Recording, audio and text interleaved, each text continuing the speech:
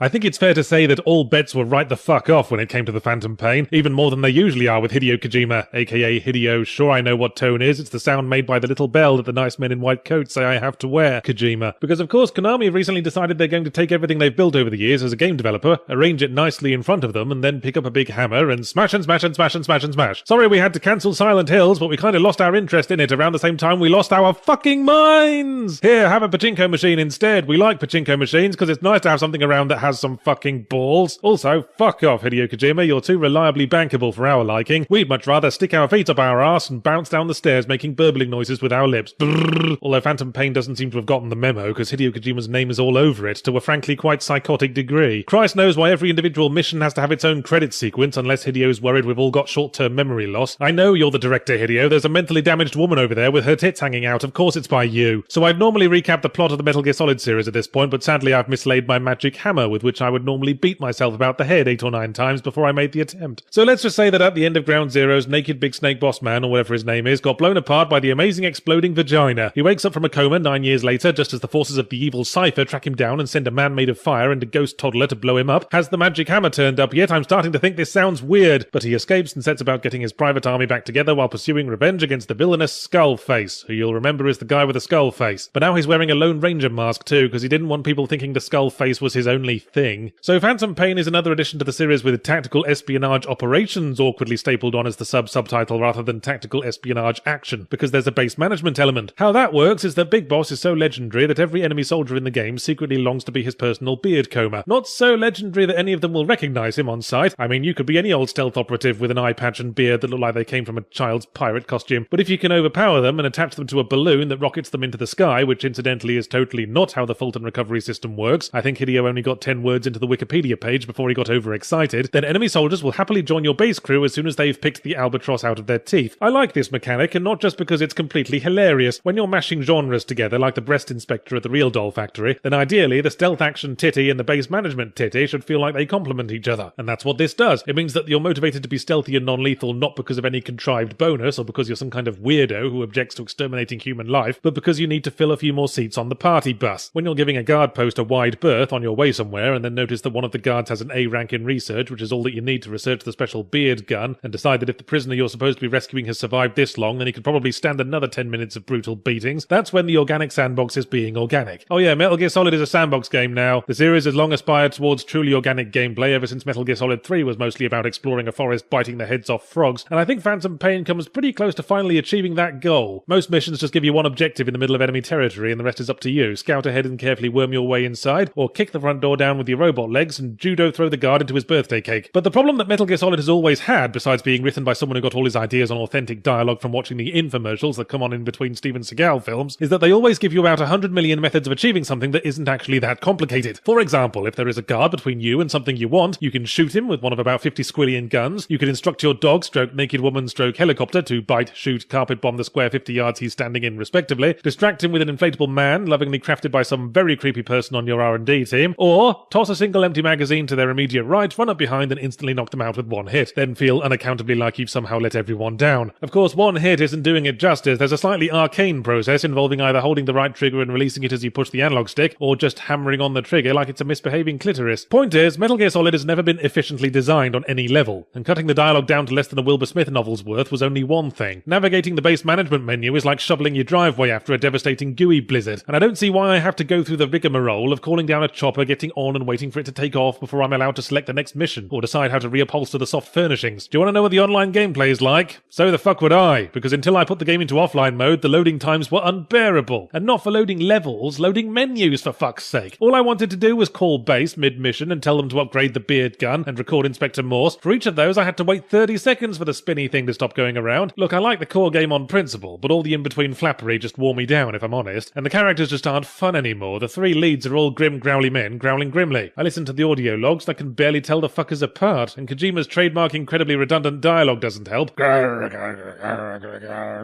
In other words,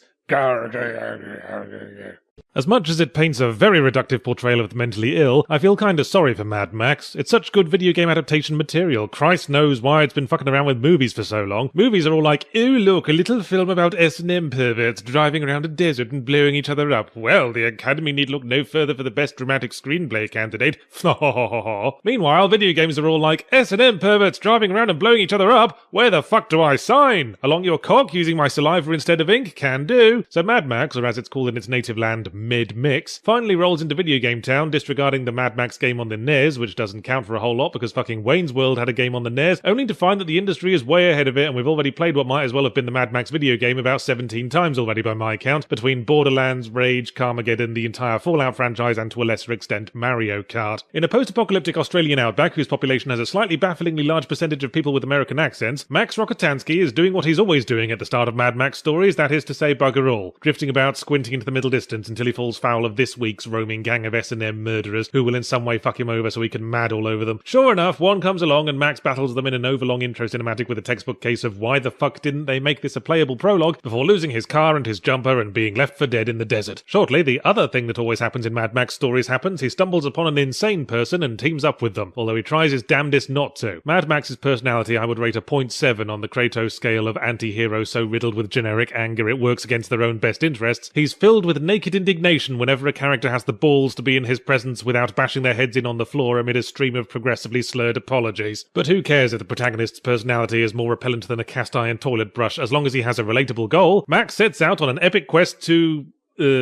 Actually, what the hell are we doing here? Well, we're antagonizing the local warlord, but that's more of a hobby thing. That's what Max does when there's no Games Workshop nearby where he can buy new paints for his Warhammer miniatures. No, that's just in aid of his main, if you'll pardon the pun, driving motivation, which is to make his car really nice. But you can be halfway through the game and driving a spiky death metal monster that fires rockets and plays ice cream van music, and the game just keeps trundling along, shrugging its shoulders as to where the hell it's going. It's a sandbox in almost the most literal sense, in that you explore a whole bunch of sand and do a lot of bare-knuckle boxing. But it's the kind of sandbox where you're getting more of your money's worth in the side activities. If you only follow the critical path, you'll play the story of a man who shows up at friendly camps, promises them the earth, and then fucks off to the next one, like a Wasteland Jehovah's Witness. But Mad Max isn't just a sandbox game, it's the sandbox game. That is, the thing that every sandbox game is now. You look for collectible caches of in-game currency, you go to some kind of observation tower thing that reveals all the in-game currency in the near vicinity, you bring down enemy strongholds to reduce threat and acquire more in-game currency, and then you spend it all on upgrades to make it easier to get in-game currency. In this case, it's scrap, which Max can use to upgrade his car and himself, for life is hard in the wasteland, and the only way to learn new fighting techniques is to eat large quantities of jagged rusty metal. It made me think of Shadow of Mordor a little bit, and that in turn made me think, that's right, my brain can think about a whole two things, you jelly, that the sandbox game has now become what the third-person shooter was not too long ago, the default setting that tends to get rolled out for generic action games after the creative team have sat around a blank whiteboard all morning and have started hankering for an early lunch. Not that there's anything wrong with the default game, it's a staple like bread, but without butter and or luncheon meat, bread by itself's fit only for pigeons. Remember Kane and Lynch too? I've been trying not to over the years with the able assistance of Dr. Bleach. Putting aside the horrible camera effects and sweaty old man buttocks, it was shit because the gameplay had nothing besides the default third-person shooting. It was just bread and buttocks. The default game lives and dies on a unique selling point, like Shadow of Mordor's little black book of orcs. So what is Mad Max's USP? Well, there's cars. Cars in a sandbox game? Shut yo mouth. That would be like putting Bulgarian women in the Bulgarian women's national handball team. Car combat, I should say. As you drive around, you frequently run into convoys of enemy vehicles on some errand or another that isn't so important they can't take time out to hound you remorselessly to your death, but that was more an annoyance than an impromptu breakout of wacky racist fun times when you're trying to reach the next observation balloon and someone's grill is trying to French kiss your exhaust pipe. I eventually found it much more efficient to get out of my car and stand next to a big wall, then watch the little cogwheels turn in the heads of the enemy drivers until they realise they can't ram me without totaling their vehicle, and now have to get out for some of that now standard punch counter combat that I'm betting the Arkham Asylum people really wish they'd patented. Right, now let's get to that observation balloon so in future I can fast travel past all this bullshit. What was that? Says the game. Please call down a massive dust storm. Well, since you insist. I never figured out what the fuck I was supposed to do in dust storms. If I'm supposed to wait for it to pass, then it takes way too fucking long, because I always gave up and went back to the nearest friendly outpost. I try to use the observation thingy regardless, but for some stupid reason the game doesn't think it's a good idea to to fly hot air balloons in howling gales of jagged metal, so Mad Max is a resounding meh. It's got a perfectly adequate if occasionally buggy sandbox setup, but the only USP seems to be the fact that it fucks you about on your way to places, which is precisely the same USP as the Birmingham one-way system. Oh boy, a review not only of a fucking HD remake, but an HD remake of the game that first introduced us to cover-based shooting, with much the same effect as when Kurt Cobain was introduced to the wonderful world of home defense solutions. Better call the aeroplane bathroom maintenance crew, cause some shit's about to start flying. Well, the funny thing is, viewer, that after a lengthy string of indie games, sandboxes, interactive stories, and whatever the fuck that Godzilla thing was, I found myself hankering for a bit of good old-fashioned linear shooty action, even if I would have to spend most of it cuddling a chest-high wall with a suit of armor the size of a boat that I'm not so much wearing as vaguely located inside. Absence makes the heart grow fonder. Maybe the distaste I developed for cover-based shooting was rooted more in its overexposure than its inherent god-awfulness. Now that it's the generic sandbox that feels like the overexposed thing, it'd be nice to kill baddies without having to climb to the top of a radio mast first and peep through their changing room windows with high-power binoculars. The other thing is that I'd never gotten around to playing through Gears of War 1. I've only done 2 and 3, and obviously I lost some of the impact of the plot moments in those games since I lacked the necessary background. I tried really hard to remember some of those plot moments. I think there was a bit with a giant worm in Gears of War 2. I do remember a moment in Gears of War 3 where Marcus Phoenix got very cross and yelled at someone. Everything else kind of blurs together into a smelly grey-brown cloud in big stompy boots. What I was really after was some context as to why we hate the Locust, when the only reason given for hating them is that they're ugly, violent, and keep yelling mean things, in which case Marcus Phoenix probably shouldn't be throwing stones. It'd be different if we were on Earth. Fuck the Locust if they were invading Earth. The audience automatically has an investment in defending Earth because all our stuff is there. But we're not on Earth. I think they did say the name of the planet, but then someone said, "Scratch one grub," and my brain died a little bit. A cruel person might say that Gears of War is an odd candidate for HD remakes, as prettying it up is the very definition of a lost cause. Hey, remember all that greyish-brown cluttered garbage? Well, now it glistens a bit as well, like the dog's been licking it. Without a side-by-side comparison, I couldn't tell you if there's been a massive visual improvement, but just in practical terms, I still had the most tremendous difficulty telling the enemy apart from my NPC squad members at first glance, because they tended to die at roughly the same rate, and are all built like the Sugar Puff monster cosplaying as a Doom 3 environment, and there's some really wonky animation whenever a character has to do something more athletic than waddle into a corner. You'll see a dude run up to a chest-high wall, then there'll be a violent flurry of poorly animated limbs, and then they'll be on the other side of the chest-high wall shooting me in the face. I suppose there's only so much one can do to make a Volt animation look natural when the Volter is so loaded down with muscle and armor they probably couldn't walk across a room without their grizzled thighs sanding their own balls off. Don't you just hate when a game has 4 difficulty settings? I'm a devout medium man. Easy just doesn't stimulate, and I lack the time to get really autistically good enough for hard, so when I'm offered medium A and medium B, it immediately sets off a harrowing identity crisis. On this occasion I thought, well, I've played enough shooters in my time, and I did remember to put on my big boy trousers this morning. Let's lean towards the hard end of medium. That, in retrospect, was a mistake. I should have remembered that Gears of War was the introduction of cover-based shooting, and when you're introducing a mechanic, you have to make it really important so that players can fully appreciate the brickwork rubbing companionably against their cheek. To that end, if you stand up for more than 1 second, the immediate area gets filled with so many bullets that I don't know if I died from blood loss or suffocation. What the burbling cockdribble are we even wearing this bulky suit of armor with the practicality of a wheelie bin with arm and leg holes cut out for, if it can take fewer hits than an asthmatic bong user? The Locust can take it, mind, because this is the bone-idlest approach to higher difficulty settings in action. They just crank up the enemy health or crank down the player's damage output. Either way, the end result is you keep firing and they keep defiantly titty-shaking until they get bored, jump over your cover and shotgun your top half off your bottom half as you try to wrench yourself away from your amorous chest-high wall, and it feels like the chainsaw bayonet thing only works when the butterfly of chaos theory isn't flapping its wings. I suppose the point of this whole exercise was to see how Gears of War holds up 9 years on, and incidentally, most classy people would have held out for the 10-year anniversary, Microsoft. I guess you didn't want to bank on getting through another year without every single X-bone imploding from sheer force of suck. And I suppose I have my answer, because I went into this thinking, boy, I could just do with some nice straightforward cover-based shooting for once, and came out of it thinking, boy, I could just do with a mule kick to the gonads. If only the games industry had had that epiphany so quickly the first time around. Cover-based shooting is lame, and like all lame things, it needs a crutch. Uncharted had adventure set pieces, Kane and Lynch 2 had sweaty buttocks. Gears of War was certainly part of our education in that area, but re-releasing it feels like re-releasing The Loom. You know what I think we did learn over the last not quite a decade? Cover-based gameplay is better suited to stealth than to shooting. Using it to creep up on someone as you think, little does he know, I'm about to slash his ankles up until his Achilles tendons flap about like drawstrings on a hoodie. That's dynamic and proactive and various other words middle managers like. Cover-based shooting, meanwhile, is fairly static and reactive. Little does he know, I'm about to pop up and shoot back in a minute, just like I've done 17 times already, but this time it'll be 1 meter further to the right. And another thing we learned since 2006 is that it helps if your human characters are the slightest bit relatable, or indeed human, rather than 20 litres of chunky beef stew poured into a onesie and taught how to swear.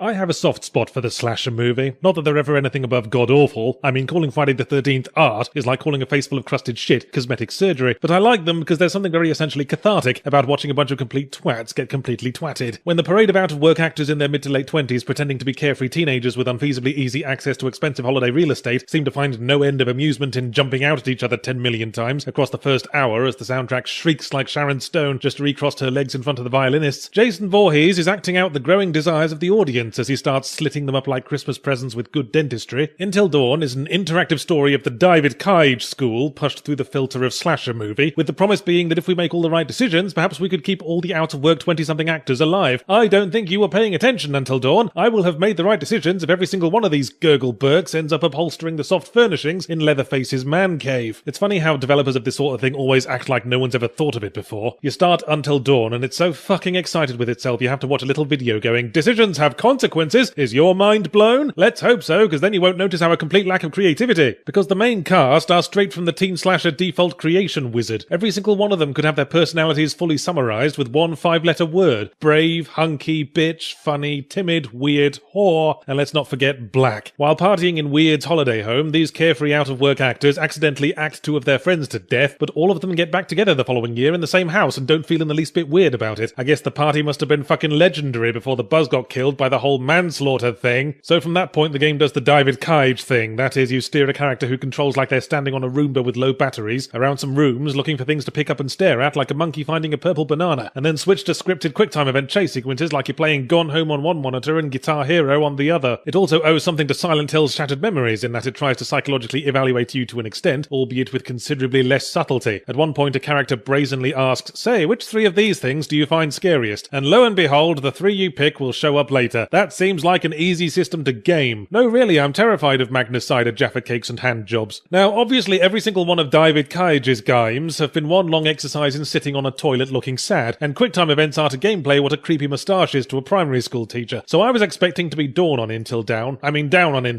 till I noticed I'd been playing for 6 hours straight and the edge of my seat had carved a furrow across my buttocks. Yes, Until Dawn is doing something right. I think the teen slasher may well be the genre that can make the branching story thing actually work. They're usually isolated with a lot of location revisiting, so the massive axe we saw in Act 1 can be splitting some nadgers in twain in Act 3. What's more, it's the genre in which the cast list effectively doubles as a scoreboard, and you can let any of them get arbitrarily murdered without sacrificing their role in the story, because getting arbitrarily murdered largely is their role in the story. Even the QuickTime event sequences didn't irk as much as usual, just because characters will be really no crossed finger backsies dead for the whole rest of the plot if you miss certain ones, which aside from being the definition of win-win, actually adds some real weight to proceedings. Mind you, it means later scenes have to proceed on the basis that certain characters could be alive or dead, and because of that, surviving characters seem to get over deaths really weirdly fast. Sorry about your boyfriend, lady. No worries, I'll just bring myself off on his next stump. There's a focus on characters and their interactions. The game keeps track of their personalities in the form of individual stats. Why, I don't know, because their actions are always decided by you. Oh look, this character's got maximum bravery. Well, I've decided he's going to do something cowardly now, and you can just eat shit from the jar with a great big dessert spoon. Stats. Overall, though, I had a good feeling. I mean, the plot's all over the place. First there's supernatural elements, then there isn't, then there is again. It's like it brought together the Texas Chainsaw Massacre, Saw, The Descent, and I Know What You Did Last Summer, and rather ill-advisedly tried to get a DVDA going. And I hate how these sorts of games always make you jump through hoops for the most basic interactions out of some cockeyed idea that it enhances immersion. It's not enough to press X to pick something up, we've also got to stand there with one hand groping an invisible titty until we also hold down the reach out button and steer it about with the analog stick like our father was a skill tester machine. So there's that, but the game still exceeded expectations, until I started the second playthrough, and my goodwill started drying up faster than the tears at Rupert Murdoch's funeral. Narrative-driven games seem to have really fallen out with run buttons lately. Maybe run buttons said something bitchy about narrative's new girlfriend, but it would have been nice to have something faster than a brisk walk, especially when someone is screaming horribly in the next room and all we can do is amble over like they're merely asking for help programming the VCR. The skip cutscene button must also have been spreading those girlfriend rumours, because one of those would also have been nice, especially after I discovered just how much the game was bullshitting about the branching path thing for most of the story. Look, I'm fine with not every choice splitting the universe. I don't expect picking the fun-sized Twix over the Snickers having a devastating snowball effect, but there's a bit where 2 characters are in a trap and you have to pick which one dies. Fairly pivotal choice, you'd think, but after restarting the chapter like 4 times, I learned to my annoyance that the game always kills the same one, regardless of your pick. Probably because a later mandatory plot twist hinges on it, but it's not what I'd call branching story. It's more like a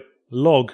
So here, presumably, is how the conversation went down. "Hi, kids! Hi, Uncle who works at Nintendo. Do you like Mario? Sure do. Have you ever wanted to make your own Mario levels and play a theoretically infinite number of community-created ones? More than wanted to, Uncle Nintendo. Fan-created ROM hacks and tribute games have existed almost as long as the games themselves. We know. And now you can take them all away and smash them to pieces with a cease and desist letter on the end of a 2x4. Because now you can do pretty much the same thing with Super Mario Maker. It's considerably less versatile and creatively fulfilling, but here's the good part. It makes us a hell of a lot more money. Say thank you. Thank you, Uncle Nintendo. Now I think we both know you have better ways of showing gratitude than that, kids. But then this is Nintendo's pattern, isn't it? They did the same thing with Let's Play videos. You know that thing the fans do out of love for our product? That's ours now, and we're going to turn the screws until all that love turns into money, because goodwill is nice and all, but it's not going to wax the Lamborghini. Still, they're not running a fucking charity, guys. Someone has to pay for all those unsold Luigi amiibos, but I still find it alarming how quickly the Mario franchise has devolved ever since it peaked with Mario Galaxy. It ran back to 2D with the increasingly ironically named New Super Mario Bros. Series, and despite a brief attempt to patch up the thing they had with 3D gameplay in the make-or-break second honeymoon that was Super Mario 3D World, the divorce has been finalized, and Mario has now devolved to the point that they can't even be asked to design levels for it anymore. And whatever Super Mario Maker's individual merits, you can't deny that this is something you only do when there's bugger all left that can be done with the franchise. Very rarely is the colour-it-yourself Jurassic World activity book considered as big a release as the original film. And that's what Super Mario Maker is. It's a great big brightly coloured smile through clenched teeth and a cheerful cry of, well, if you're so clever, you fucking do it. If Nintendo's scheme was to make us appreciate the stranglehold they have on their intellectual property by showing us the landslide of soiled nappies that results when they loosen their grip for a second, then it almost worked. But the level editor they provided isn't that flexible, so it's more like an asshole dad batting his 9-year-old's pitch into next door's garden and very slowly going for the home run. Oh, couldn't you make a level as good as us with precisely the same parameters we had about 20 years ago? Better leave it to the grown-ups then. Perhaps I could make something more impressive if the building mode started with more assets unlocked than 2 kinds of stickle bricks and a baby harp seal. I know when you're selling a creativity tool to a general audience that could get distracted by an ant spunking into a tin bath on the other side of the house, you don't want to throw shit like pathfinding AI at them in Lesson 1. But if you trust us with a Goomba, one might assume we could muddle our way through Jumpy Fish as well. This isn't about player training though, is it? Only through time and repeated sessions does more stuff unlock, not unlike with Splatoon 2 levels at a time thing. I guess paying money isn't enough of a pledge of loyalty for Nintendo anymore, and the technology doesn't yet support ritualistic fingertip removal. I do wish we could have been permitted a bit more creativity with the cosmetics. Maybe I want to do a fiery lava level with a sunny green meadow in the background, as some kind of David Lynch-style visual metaphor for the rock behind society's innocent facade. Furthermore, cosmetic trees and rocks and shit seem to get added randomly without our input, and it would have been nice to be able to consciously put down a weeping willow to represent the jet of spunk coming out of the big willy I made out of bouncy music note blocks. But I suppose if it's creative fulfillment you're after, you'd just make your own game from scratch, or write a book, or bite the tip of your finger open and scrawl patterns all over the walls of your cell in your own blood. Look at me, everyone! It took me 4 paragraphs to draw the conclusion that Super Mario Maker is just for making Mario levels. You can make them based on Super Mario Bros. 1 and 3 on the NES, Super Mario World on the SNES, or New Super Mario Bros. Of no fixed abode. Here's a brief summary of the crucial differences between those 4 seminal titles.